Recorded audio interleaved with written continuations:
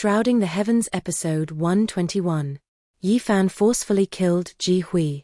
Even with several Dragon Transformation Realm Elders trying to stop him, he showed no fear and finally settled his grudge. Picking up where we left off, after witnessing Ji Hui interrogating Zhang Wenchong, Yi Fan revealed his true face and calmly walked forward shouting, "Ji Hui, you old hag."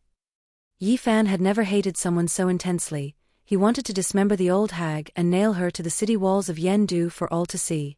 Meanwhile, upon seeing Yi Fan reveal himself, Ji Hui's expression immediately darkened. Her mind flashed back to the incident in the fiery prison, where Yi Fan had not only burned a grand elder of the Ji family to death but had also burned off half of her own body, almost crippling her. From that moment on, Ji Hui had craved revenge. Although she had been unable to act directly last time due to the protection of the divine King Jiang Taishu, she had been waiting patiently. Now with Yi Fan appearing alone in the southern domain, Ji Hui knew her chance had come. She ordered the members of the Ji family that he must not be allowed to escape again. However, Yi Fan had no intention of running. Instead, his gaze fell upon a group of young people in a small tavern, whom he recognized as Ji Hui's direct descendants. He decided that killing them in front of her would cause her immense devastation. Utilizing the old lunatic's footwork, Yi Fan rushed into the tavern at an incredible speed. He grabbed one young man and snapped his neck, then turned to another, sending him flying with a single slap to land at Ji Hui's feet. As expected, Ji Hui trembled with rage, her eyes wide with fury. The young man, a grandnephew she doted on, had been killed right before her eyes. But Ji Hui was powerless. Even the hidden Dragon Transformation Realm Elders who tried to intervene couldn't keep up with Yi Fan's movements. He moved as if through unguarded territory, and with a few sweeping motions, he slaughtered the entire group of young Ji family disciples. After finishing them off, Yi Fan shifted his target to Ji Hui. Having already lost face by failing to stop the massacre, the few Dragon Transformation Realm Elders of the Ji family were determined not to let him succeed again. They surrounded Ji Hui to protect her, hoping to make him hesitate. But Yi Fan remained unfazed, striding forward menacingly. A terrifying fluctuation of power erupted from him as he simultaneously unleashed the immortal king overlooking the nine heavens and the chaotic green lotus phenomena, which knocked the elders back. Seizing a golden spear, Yi Fan moved with extreme speed and instantly pierced through Ji Hui's chest, lifting her high into the air. However, it wasn't over. Making good on his promise, Yi Fan rushed towards the city gate tower. From hundreds of meters away, he forcefully threw the spear, pinning Ji Hui to the structure. Although she struggled with all her might, she couldn't move an inch. The onlookers were stunned. Rumor had it that Yi Fan had died, yet here he was, not only alive but also having severely wounded an elder of the Ji family.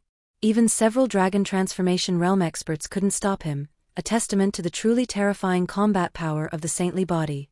At this moment, Ji Hui was still not dead. The golden spear that pierced her had dyed half her body red with blood, and it was actively destroying her life force, causing her vital essence to drain away rapidly.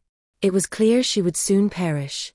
Gone was her earlier aggression. Terrified, Ji Hui cried out to the three Dragon Transformation Realm Elders for help. One of them heard her and used the Great Void technique to traverse space, appearing instantly on the gate tower. But Yi Fan gave him no chance to act. He struck first, sending the elder flying with a single palm strike. The elder coughed up a large mouthful of blood. If not for his profound magical power, the blow would have shattered his body.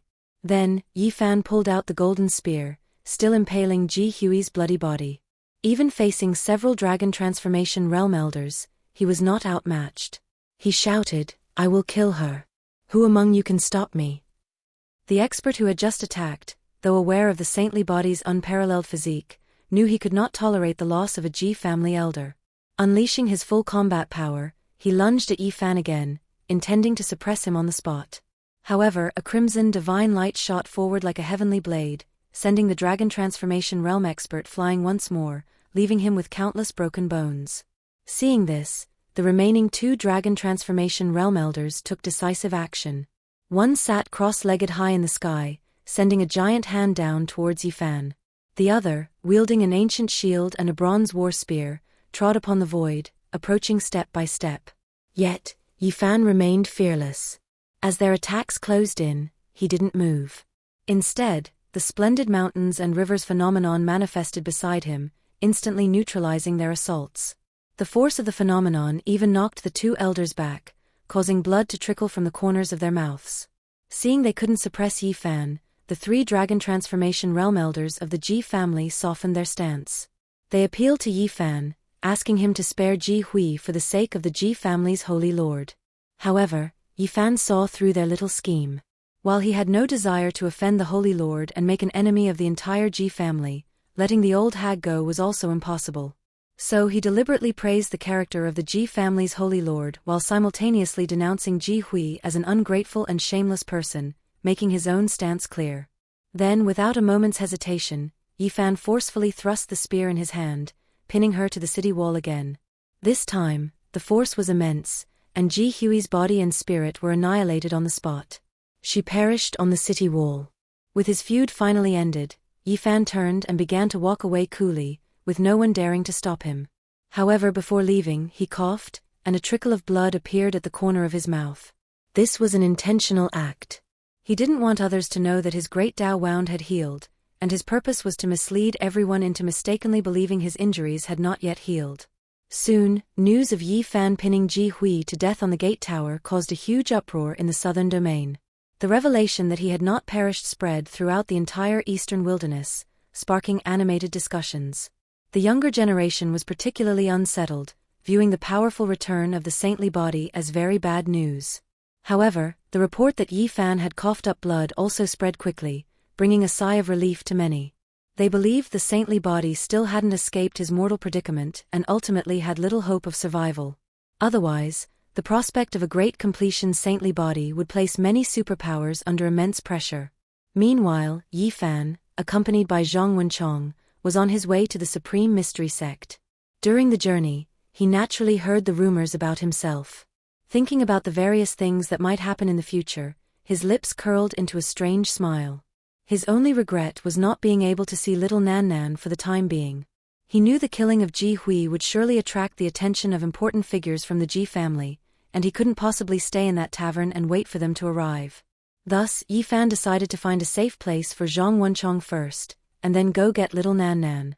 Soon after, Yi Fan appeared outside the gates of the Supreme Mystery Sect and silently snuck into Clumsy Peak. The place was just as he remembered, overgrown with weeds, with broken walls and ruins, a desolate scene. What Yi Fan didn't expect was that as soon as he approached, his presence was sensed by Li Ruoyu. It turned out that Li Ruoyu had heard about Yi Fan's recent deeds and, figuring he would return, had been waiting for him. Yi Fan didn't hide his intentions and stated his purpose, asking Li Ruoyu to take in Zhang Wenchong. Upon seeing the man, however, Li Ruoyu sighed. He could tell Zhang Wenchong's constitution was poor and not suited for cultivation. Zhang Wenchong, naturally understanding why Yi Fan had brought him there, said, "I have let you down." However, Li Ruoyu shook his head, disagreeing. He then told Zhang Wenchong that seeing him was like seeing his former self. Zhang Wenchong looked confused, not understanding why the old man would say such a thing, but Yi Fan just smiled without a word. He knew that bringing Zhang Wenchong here was the right decision. Yi Fan was confident in his choice, as he knew Li Ruoyu's story well.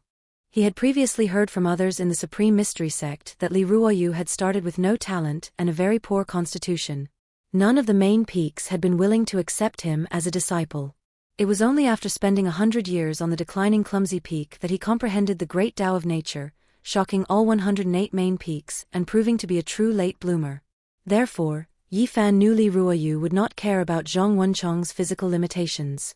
As expected, Li Ruoyu told Zhang Wenchong, "If you can comprehend the great Tao of nature in a few hundred years and make this world work for you, what does your own constitution matter?" Then, Li Ruoyu reached out and pointed a finger between Zhang Wenchong's eyebrows. His expression immediately changed drastically as he understood that both Yi Fan and Zhang Wenchong came from a civilization beyond the stars. After learning the truth, Li Ruoyu told Zhang Wenchong, "With your past experiences and such a vast world in your heart, you should be confident. From now on, let us be master and friend." Hearing this, Zhang Wenchong hurriedly performed the disciple's ritual, thus becoming an official disciple of Clumsy Peak. In the following days, Yi Fan used a holy fruit he had picked in the ancient Forbidden Land to help Zhang Wenchong restore his original youthful appearance, no longer looking like an old man. He also learned from him that his protector, Elder Ma Yun, had long since passed away, which explained why Zhang Wenchong had fallen on such hard times and had to return to the tavern. After getting Zhang Wenchong settled, Yi Fan prepared to leave to find little Nan Nan. However, just as he was about to leave Clumsy Peak, Yi Fan ran into his ex-girlfriend, Li Xiaoman, who was accompanied by several disciples from Star Peak. When they made eye contact, Yi Fan did not approach. Instead, the Star Peak disciples came forward, acting very friendly towards him and inviting him to Star Peak to catch up with Hua Yunfei. These were the same people who had opposed Yi Fan at every turn before, and their complete change in attitude was clearly due to his recent feats. Yi Fan paid them no mind. Seeing the awkwardness, Li Xiaoman stepped forward and told the other disciples to leave. She then asked Yi Fan if it was true that his days were numbered. Knowing well that a woman with a changed heart was capable of anything, Yi Fan did not tell her the truth. He claimed that as long as he crippled his own cultivation, he could survive. Li Xiaoman replied with her usual polite but distant words, "Then just honestly be immortal." Not long after, Hua Yunfei also rushed over. It turned out he had just been meeting with Wang Chongxiao, the Nether King body, but clearly, in his eyes, the ancient saintly body was far more significant, and he had made a special trip after hearing Yi Fan was at the sect. After the two exchanged some pleasantries, Hua Yunfei had to leave again to greet Yao Shi, who had also arrived.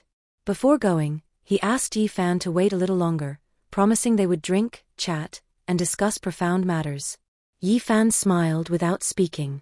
He knew Hua Yunfei was a formidable opponent, having once fought the Divine King, Ji Haoyue, to a draw, which placed him among the top tier of the Eastern Wilderness's younger generation. Therefore, Yi Fan had never underestimated him. Moreover, he knew this person was extremely skilled at deception.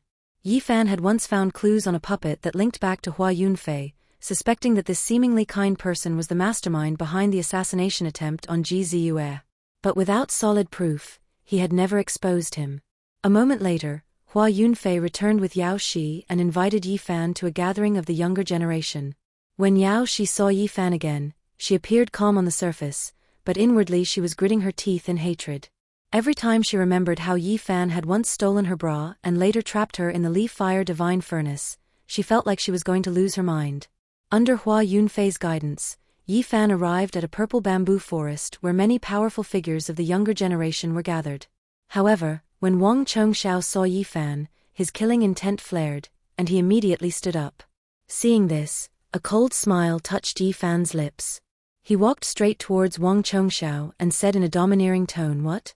You want to kill me?" As soon as these words were spoken, the atmosphere instantly grew tense, and everyone's expression changed dramatically. One was the Nether King body from the Central Plains, the other was the ancient saintly body. If they were to truly fight, it was likely the innocent would be caught in the crossfire. Hua Yunfei quickly stepped forward to mediate, getting between the two of them. Wang Chongxiao, knowing his own limits, proactively sat back down and said his body had an over-the-top natural reaction. In reality, Wang Chongxiao knew he was no match for Yi Fan, and his words were merely a way to hide his inner panic. But the people present were not fooled. They all saw how terrifying the ancient saintly body truly was, that even the Nether King body had to back down for now. Please give us a like and subscribe, fellow Taoists. Let's continue our chat in the next episode.